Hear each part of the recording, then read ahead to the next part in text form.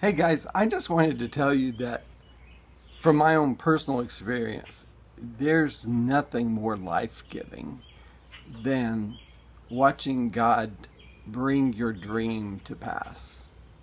Seeing something that's been deep in your heart fulfilled. Sometimes we have dreams that come just from our spirit or our own desires. And when they're empowered by the dream God has for us, and those two come together, and we see something supernatural happen that we know is not just us. It's not just me.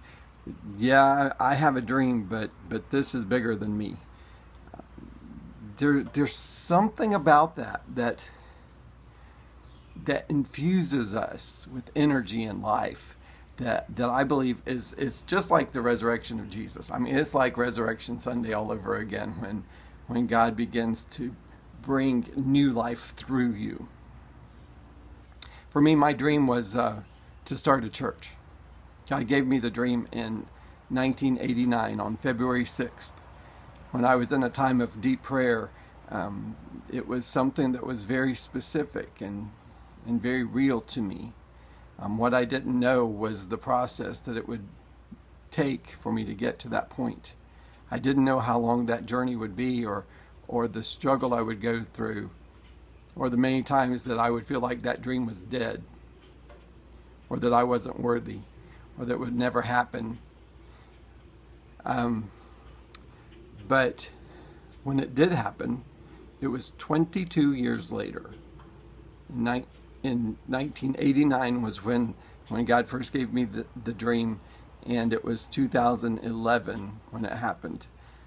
On Saturday night before our very first service, I was preparing my heart and going back through some of my old notes, things that I had written down and words that I had received from the Lord, and prayers that I had prayed over the years. And I went back to the very beginning when I first wrote down the very first note on February 6th of 1989. And I realized that our very first service in 2011 was on February 6th. 22 years to the day from the day that God gave me the dream the first time. Coincidence? I don't think so. I think it was just God's way of saying, see, I'm in this. This is my dream in you. There's a word about dreaming in the Bible in Ephesians chapter 3. Verse 20 says, now to him who's able to do exceeding and abundantly above all that we're able to ask or think or imagine or dream. To him be glory now and forever in the church and through Christ Jesus. My dream and the dreams that God gives us, they're all about his glory. They all point back to him.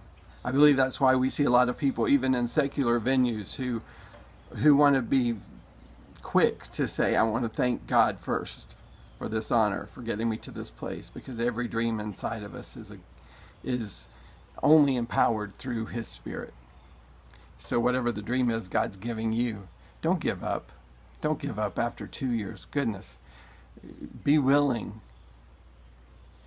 to be in it for the long haul, to persevere through the hard times, to grow, to become the person that God knows you will be, so that you're ready when the dream is fulfilled. You'll be ready. And it'll be greater than you ever imagined. And Jesus will get the glory, because that's how he works.